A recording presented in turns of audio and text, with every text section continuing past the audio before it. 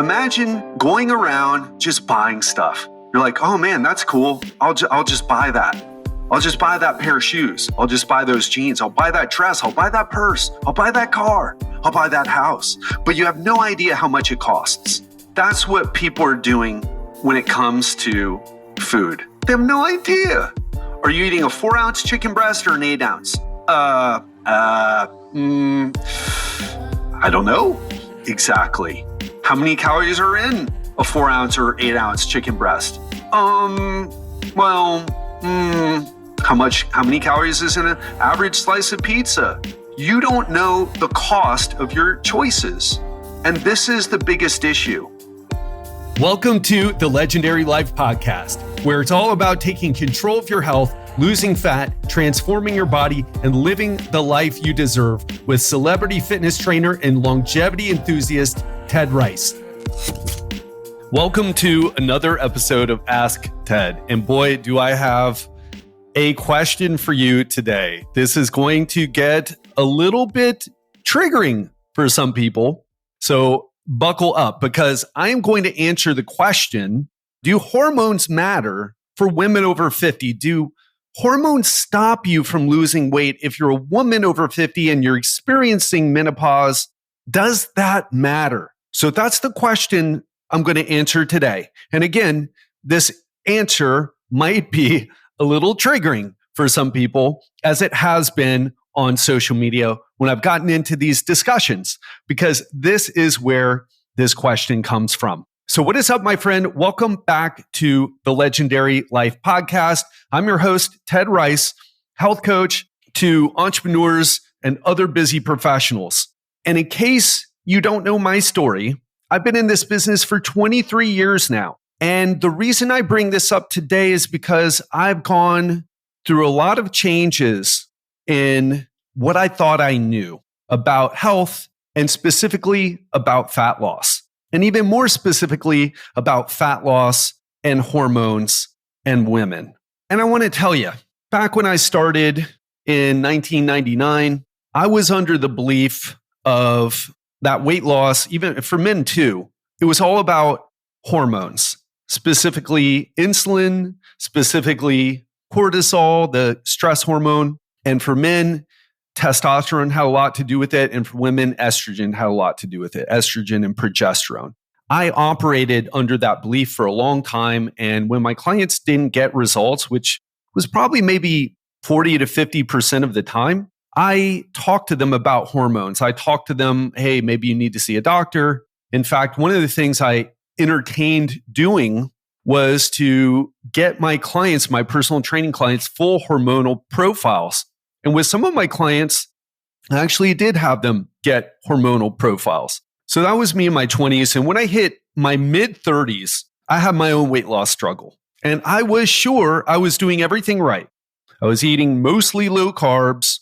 I was pushing myself hard with my workouts, and I was doing these high intensity interval training routines, and they were only 20 minutes. And my weightlifting workouts were also quite fast, maybe around 20 minutes. And I thought to myself, man, I must be burning so many calories with these hard 20-minute workouts. And I thought, I'm eating all the right things. I'm going to get ripped fast. But it didn't happen.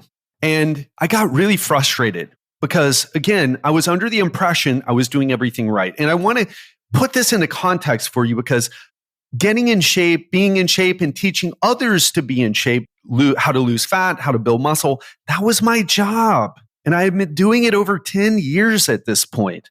So imagine yourself in your career, how good you were, how knowledgeable you were. Now, maybe you're more knowledgeable now, but you probably considered yourself fairly knowledgeable.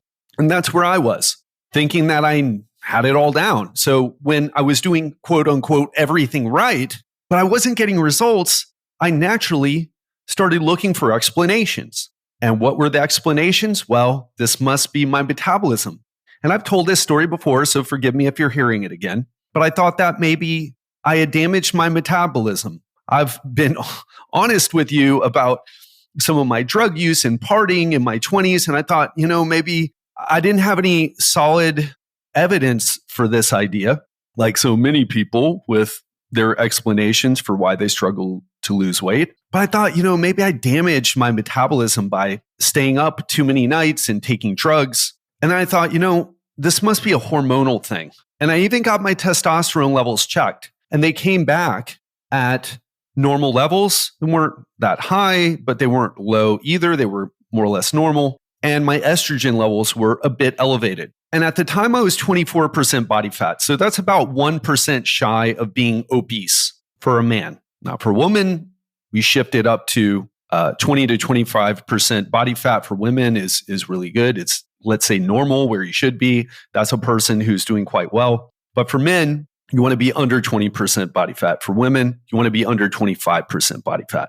So I was 24% body fat. And I was like, this is weird. My testosterone levels are normal. So it must be that estrogen thing that's going on. Now, fast forward to my dramatic transformation in 2019, and I got even in better shape when I got locked in an Airbnb room in Colombia. Like, I don't think about hormones at all anymore. Not really. Indirectly, I do when it comes to managing stress. But here's what I've learned now. Number one, calories in, calories out is the mechanism for weight loss. And I'm going to address some other concerns here, and I'm going to give you some evidence and talk about a few studies that I think you should look into to help you shift your perspective, to shift the story here for you, if you're interested in this. Of course, and I want to say this, I'm not here to convince you of anything. I want to say that, look, I figured this out for myself. All my clients get results. I've got a 66-year-old.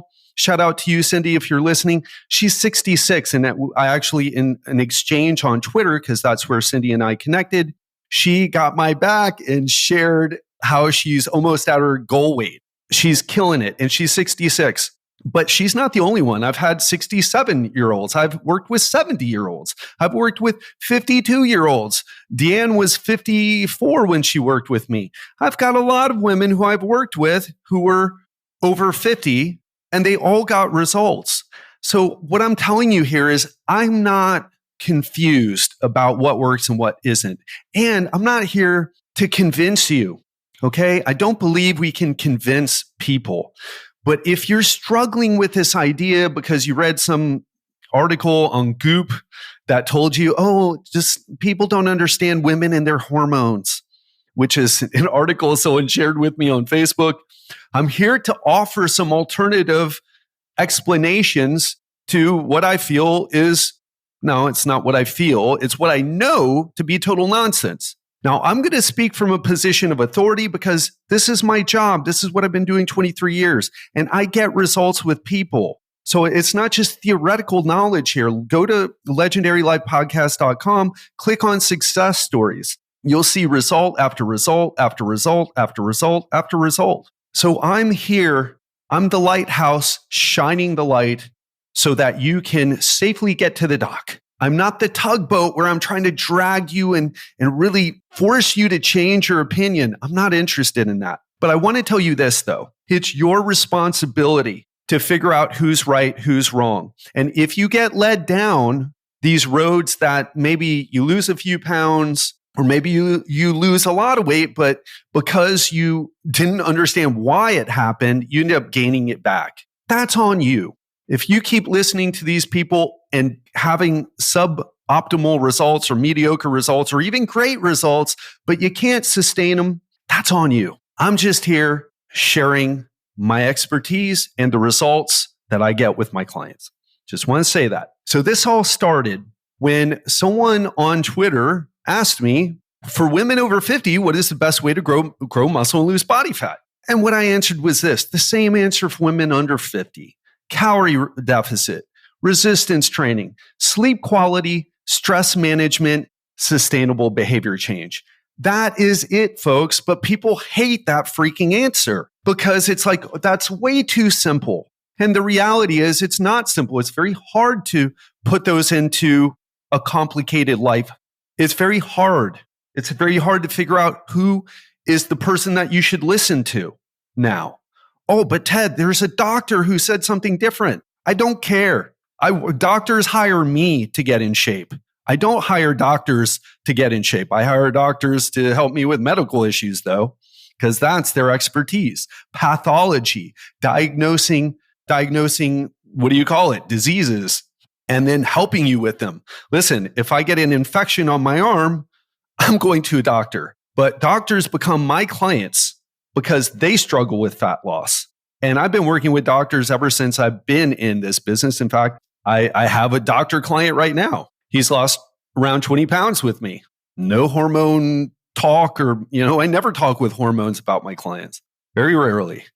And it's not the hormones that you think. So anyway, I answered the same answer for women under 50: calorie deficit, resistance training, sleep quality, stress management, sustainable behavior change. And then someone answered, women over 50 are dealing with menopause. It's totally different animal trying to lose weight than premenopause, which, than premenopause. There's a little bit of a grammatical error, which is always interesting to point out when someone's making a powerful point and they screw up something like that, or trying to make a powerful point.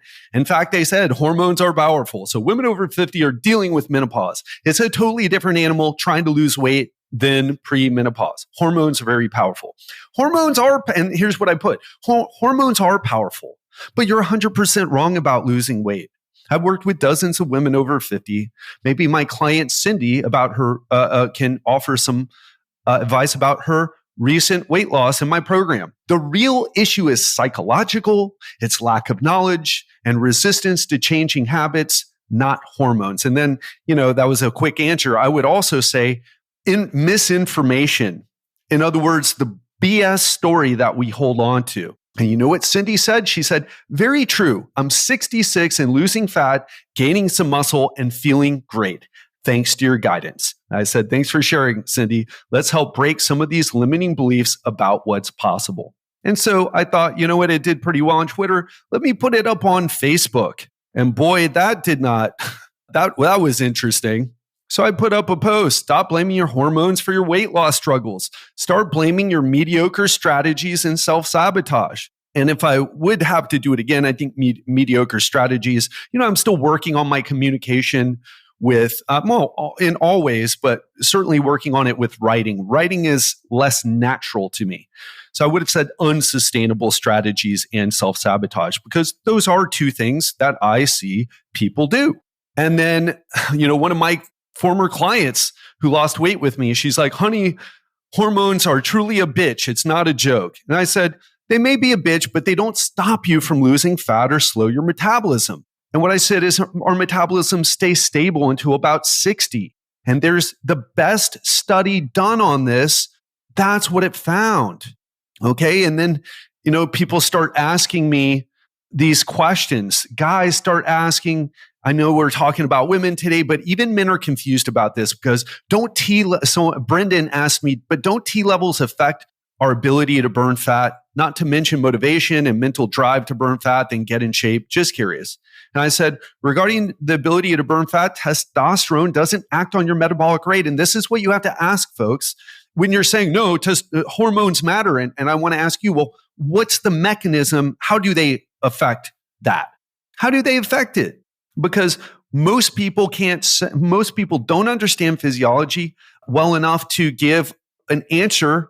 It's like giving someone a calculus equation and they're trying to use addition and subtraction. It's like, no, you need to know trigonometry and you need to know advanced algebra to do calculus, folks, because that's kind of like what we're talking about. And most people don't have the chops, the knowledge to even understand this. And another one said, well, what about, this is a woman, Crystal. And Crystal, I want to tell you, I'm going to share what she said and then my responses, because I said, so what she said was, what about high cortisol levels or estrogen dominance? When it indirectly, it seems out of balance, wreak havoc on the system, including the systems that affect weight loss or gaining. Does premenopausal or menopause cause weight changes in women, aside from making them feel bad and therefore less motivated? And I was like, with the estrogen thing, look, I want to tackle the cortisol thing, because what is cortisol, folks? Do you know? It's a stress hormone. So let me ask you this. How does cortisol affect weight gain? And there is some truth to this, but it's nuanced, because What we know from studies is that, and what you'll read is that cortisol can cause you to store fat around your midsection. But the thing about that is you have to be eating enough calories to store fat. And I said to her, you know what else causes starvation? I'm sorry, I kind of gave it away there. You know what else raises cortisol? Starvation, food insecurity. And I shared a picture of a starving person. And what I want you to do when you say something like I'm in starvation mode or I'm eating too little to lose weight, Google starvation, then click on images. There is a huge disconnect, and it's not entirely your fault. If you believe this, I used to believe this, but it's time to evolve from these silly discussions that just have the foundation for this discussion is in marketing from the diet industry and health influencers. This is not a scientific discussion at all. Okay. This is talking about, someone you saw on YouTube or someone who wrote an article in Goop magazine. Oh, but they were a doctor. Yeah. And a lot of doctors don't know about weight loss. Right. So anyway, I said, I showed a picture. Starvation raises cortisol, as you might. Is starving to death stressful? You better believe it is. And there are studies showing that starvation does raise cortisol levels. And there's actually the Minnesota starvation study, something to read about. Read about the physiological changes that happened to those people who underwent that starvation study.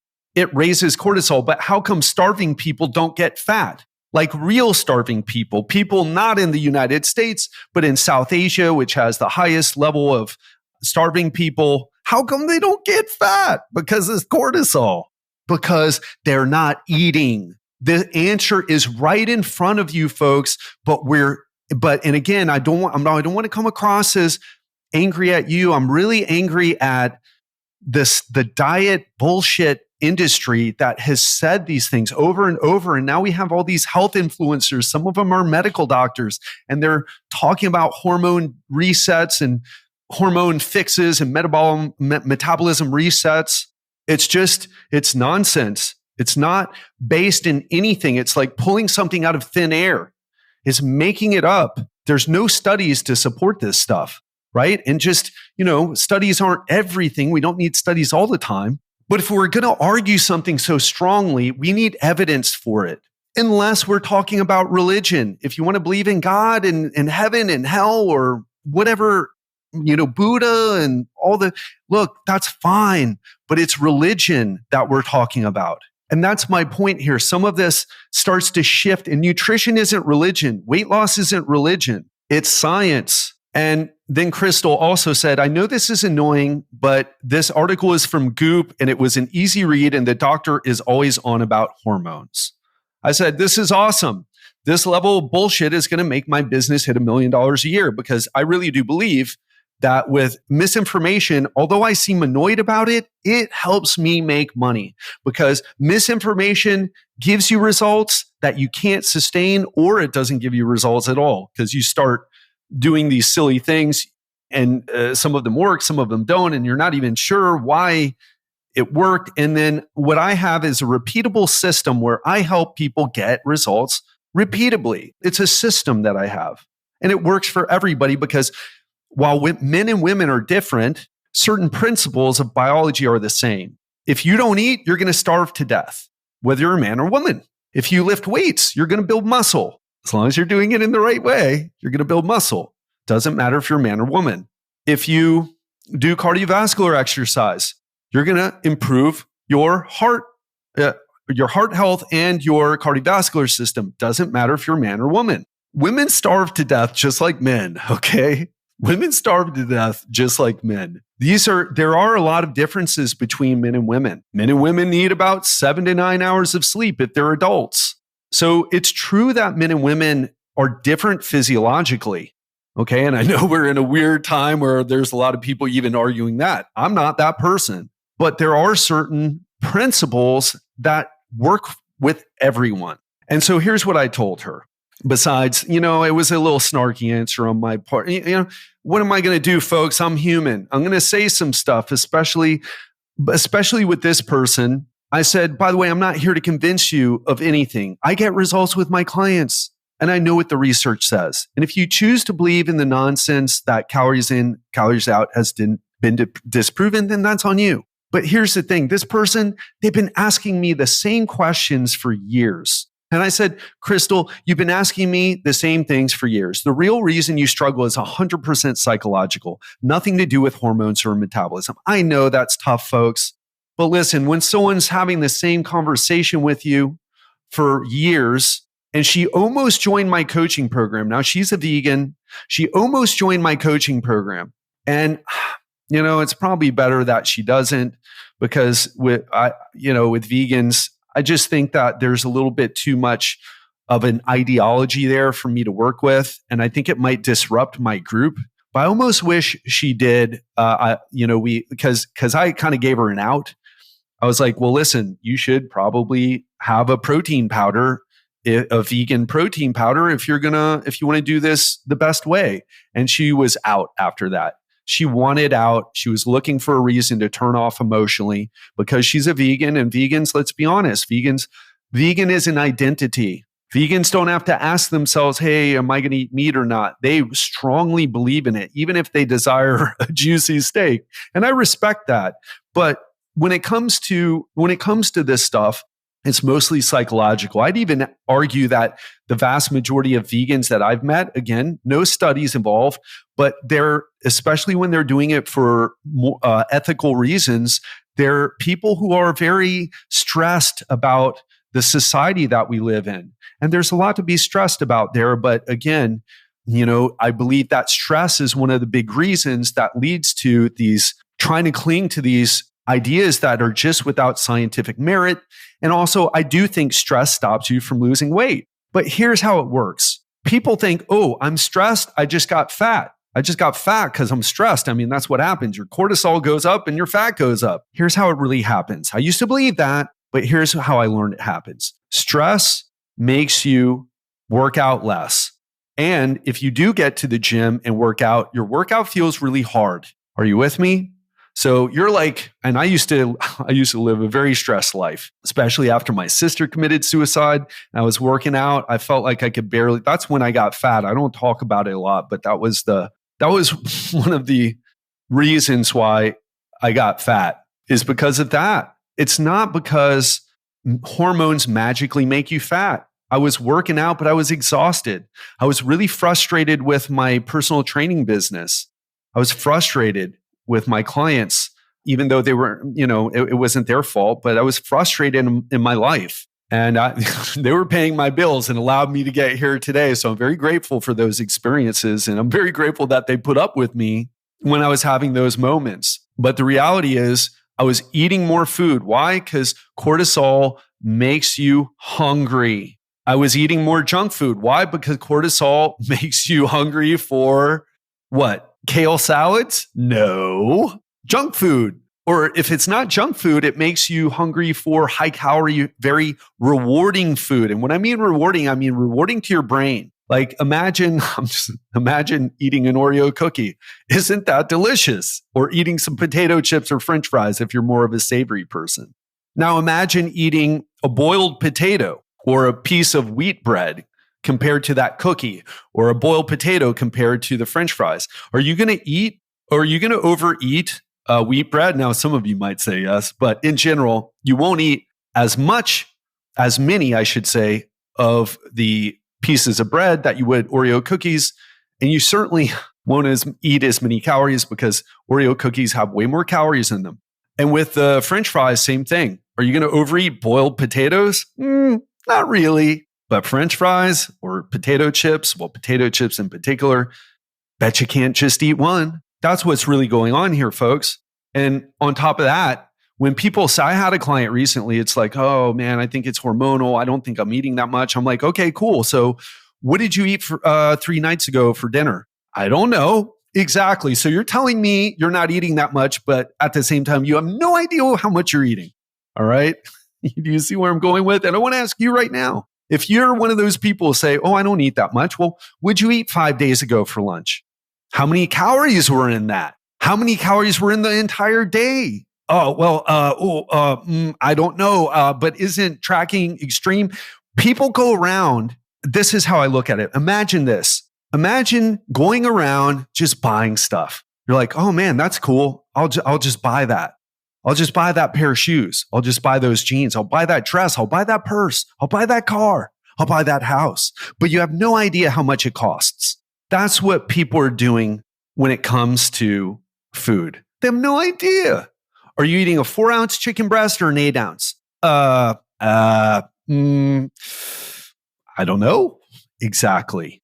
How many calories are in a 4-ounce or 8-ounce chicken breast? How many calories is in an average slice of pizza? You don't know the cost of your choices. And this is the biggest issue. And so what do people do? Instead of tracking their calories and tracking their gym workouts and getting a DEXA scan to see the shift in body fat and muscle mass, no, man, it's just hormones. And that's a guy speaking. I don't know the right way to pretend to be a woman to say that. It's hormones, I guess. And let me tell you this. If you really believe this, let's do an experiment. Do the potato hack diet for a week. Don't change anything else. Or do the master's cleanse for a week. Find some strict diet to do for a week. Don't change anything else. And 2 things will happen. Number 1, you'll lower your calories unknowingly because you're just following the magic diet. But what's really happening is you're lowering your calories and you'll lose weight. That's one, but you'll gain it back because you won't understand how to turn the potato diet into a lifestyle, or you won't understand how to turn the master's cleanse into a lifestyle. Or the second thing will happen is this. Let me know if this sounds a little bit more familiar. What will happen is you're trying to do the potato hack diet and you're like, oh my God, I can't eat another freaking potato. I'm going to go out and I'm going to eat some real food. And then you can't stick with it. That's what's going on, folks. You either have an unsustainable strategy that you can get results with. It's super strict, but you can't keep it up, or you can't follow it to begin with. That's why I teach my clients, track your calories, because it's putting yourself on a budget, just like you put yourself on a budget with your business, or put your business, whether you have a business or you work in a business, your business has a budget. Because they're not like, well, hey, let's buy some advertising. Let's buy everybody new office desks. They're like, okay, let's see what, they don't say that. What they say, let's see what we have the budget for.